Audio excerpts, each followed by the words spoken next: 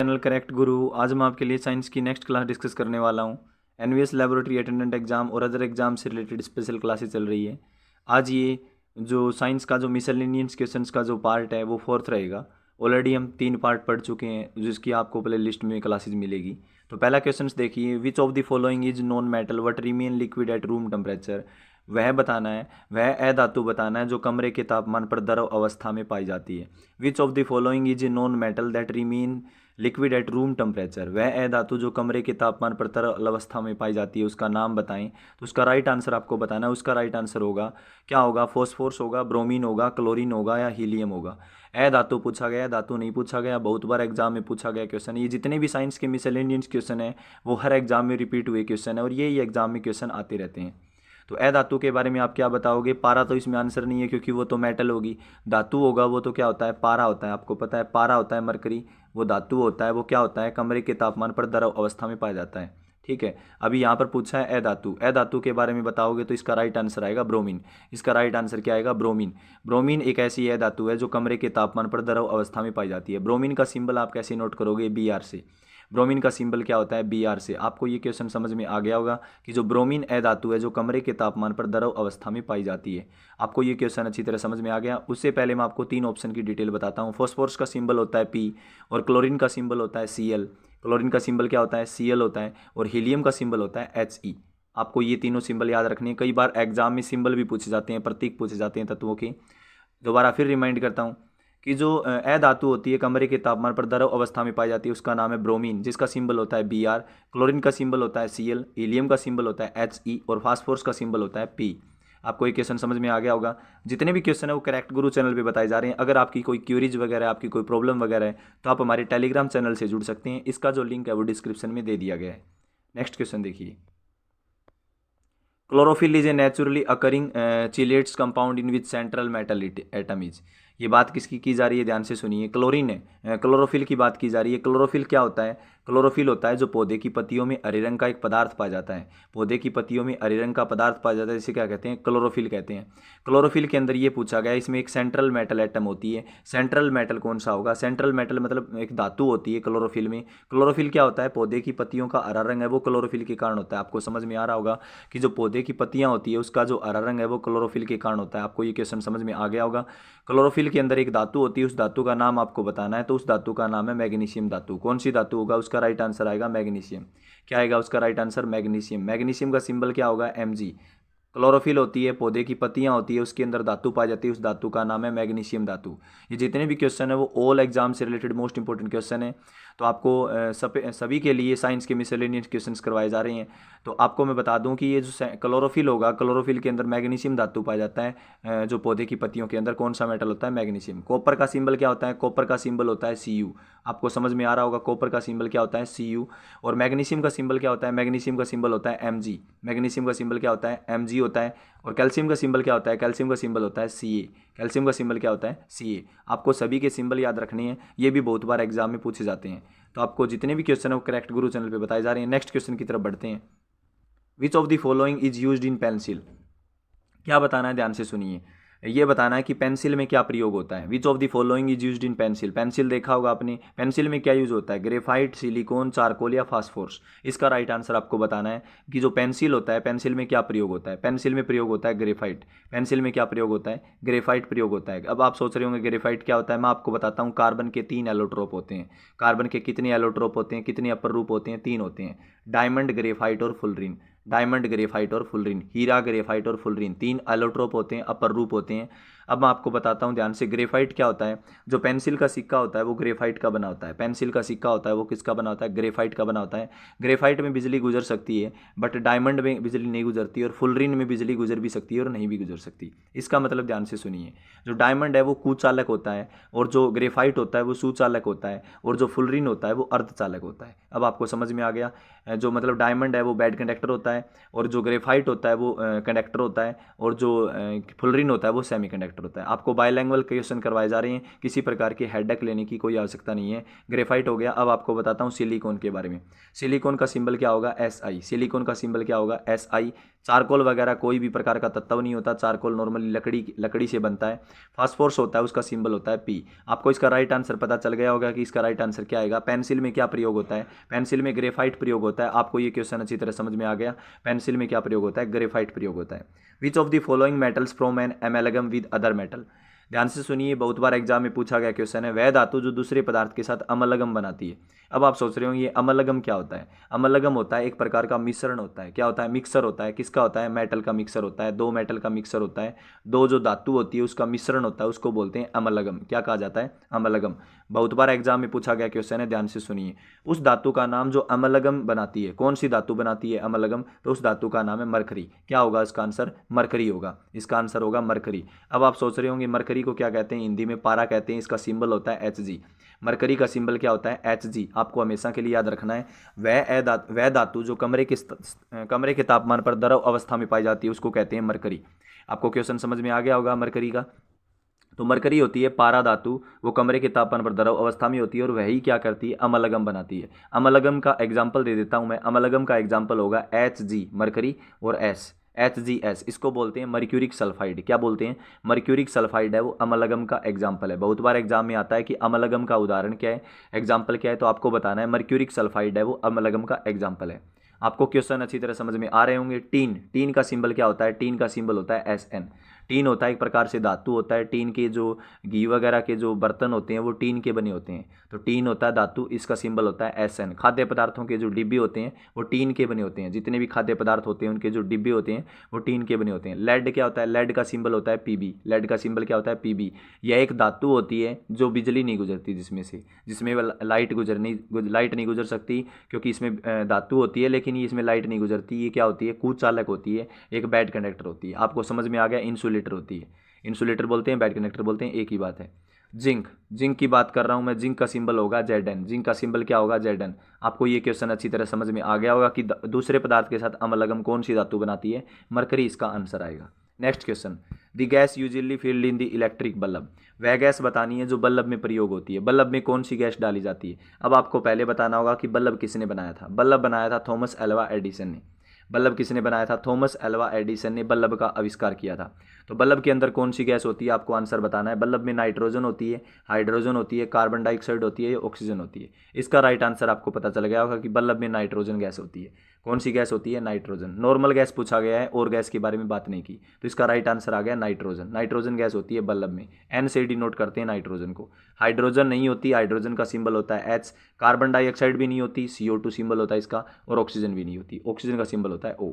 आपको समझ में आ गया होगा ये क्वेश्चन अच्छी तरह से। बल्ब में कौन सी गैस होती है? इसका राइट आंसर आएगा नाइट्रोजन। नेक्स्ट क्वेश्चन की तरफ बढ़ते हैं। Washing soda is the common name for. Washing soda किसका नाम है? दावन सोडा किसका नाम है? दावन सोडा मतलब किसका नाम है? कौन से केमिकल का नाम है? उस केमिकल का नाम बताना है आपको।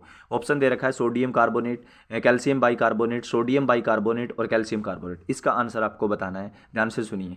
सोडियम कार्बोनेट का बना होता है, कैल्शियम बाइकार्बोनेट का बना होता है, सोडियम बाइकार्बोनेट का बना होता है, या कैल्शियम कार्बोनेट का बना होता है। इसका आंसर आपको कमेंट बॉक्स में देना है। ये आपके लिए क्वेश्चन है, होमवर्क है आपके लिए कि वाशिंग सोडा किस केमिकल का नाम है, किस केमिकल का है? Sodium carbonate. सिंबल बता देता हूँ चलो सभी के सिंबल क्या, सभी के फॉर्मूले बता देता हूँ। सोडियम कार्बोनेट का सिंबल होगा, फॉर्मूला होगा Na2CO3। क्या फार्मूला होगा? Na2CO3 सोडियम कार्बोनेट का फार्मूला है।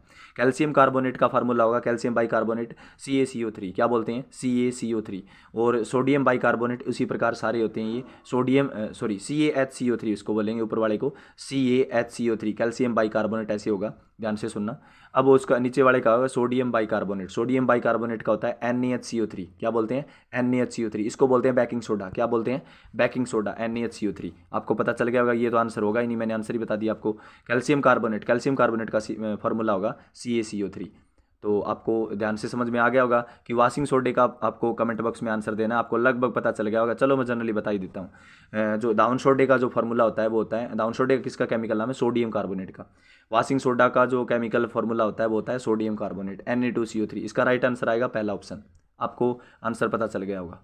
Which of the gas is not known as green house gas. अब बताना है ग्रीन हाउस गैस कौन सी नहीं है। ग्रीन हाउस गैस क्या काम करती है, वायुमंडल का तापमान बढ़ाती है, जो ग्लोबल वार्मिंग के लिए जिम्मेदार है। ग्लोबल वार्मिंग आप जानते ही होंगे, ग्रीन हाउस गैस के बारे में आपने पढ़ाई होगा।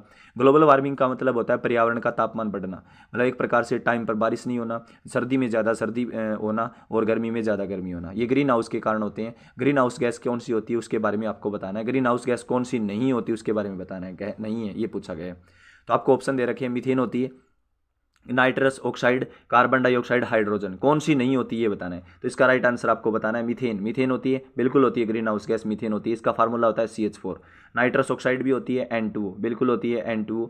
और कार्बन डाइऑक्साइड भी क्या होती है, ग्रीन हाउस गैस होती है, जो पर्यावरण का तापमान बढ़ाती है। तीनों गैस है ये जो पर्यावरण का तापमान बढ़ाती है। इसका राइट आंसर आपको पता चल गया कौन सी नहीं है, हाइड्रोजन है, वो ग्रीन हाउस गैस नहीं है। आपको क्वेश्चन अच्छी तरह समझ में आ गया होगा कि जो ग्रीन हाउस गैस कौन सी नहीं है, हाइड्रोजन नहीं है। जितने भी क्वेश्चन है वो करेक्ट गुरु चैनल पे बताए जा रहे हैं। अगर आपको क्लास अच्छी लग रही हो तो हमारे चैनल को subscribe, share, like, share, comment वगैरह करें।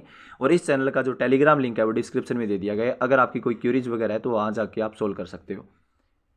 Next question, the hardest substance available on the earth is. जो हार्डेस्ट सब्सटेंस है, प्रकृति पर कठोर पदार्थ कौन सा है उसके बारे में बताना है। प्रकृति पर कठोर पदार्थ कौन सा होता है, गोल्ड, आयरन, डायमंड और प्लेटिनम। गोल्ड, आयरन, डायमंड और प्लेटिनम आपको बताना है इसका राइट आंसर। प्रकृति पर कठोर पदार्थ होगा डायमंड, इसका आंसर आएगा हीरा, डायमंड आएगा इसका आंसर। बहुत आसान क्वेश्चन है, तो आसान क्वेश्चन है। प्रकृति पर कठोर पदार्थ है सबसे ज़्यादा हार्डेस्ट सब्सटेंस है, वो होगा डायमंड, हीरा, जो कार्बन का एक एलोट्रोप है। प्लेटिनम का सिंबल होता है Pt, आयरन का सिंबल होता है Fe और गोल्ड का सिंबल होता है Au। गोल्ड का सिंबल होता है Au। आपको क्वेश्चन समझ में आ गया होगा।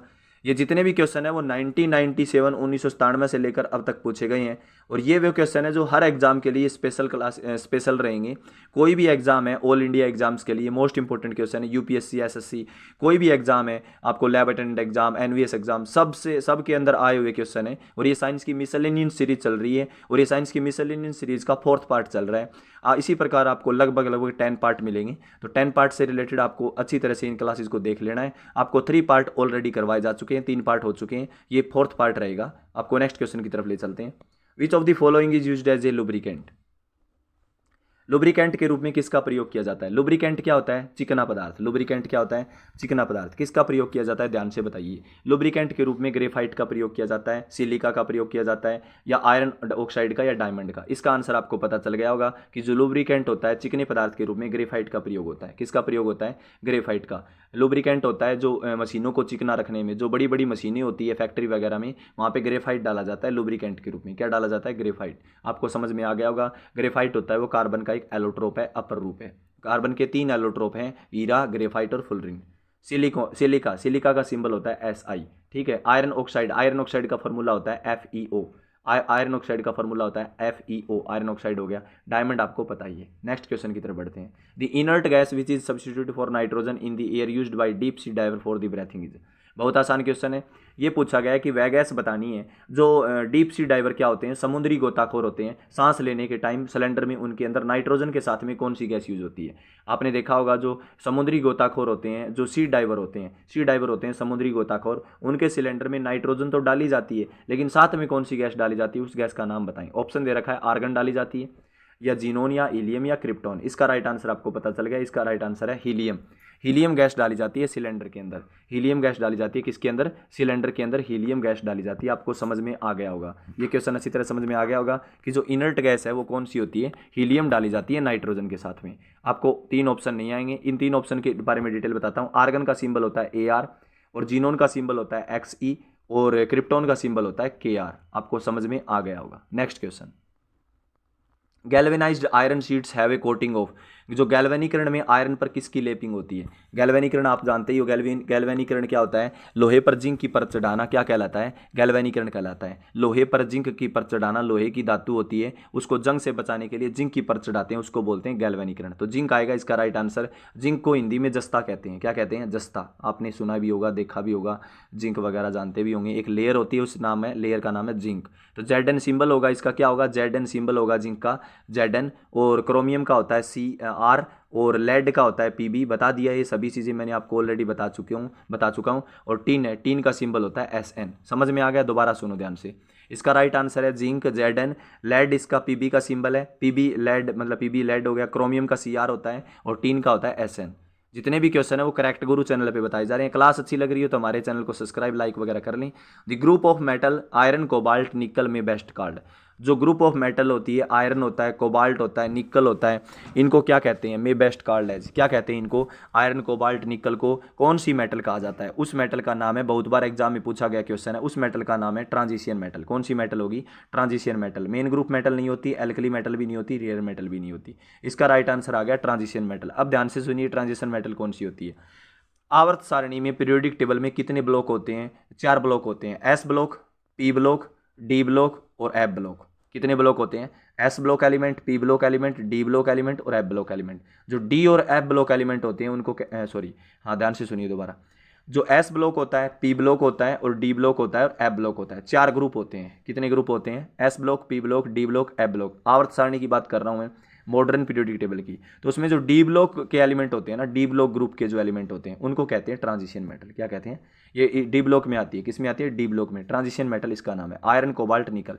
आवर्त सारणी एक बार आप देख सकते हो, आपको समझ में आ जाएगा। नेक्स्ट क्वेश्चन की तरफ बढ़ते हैं।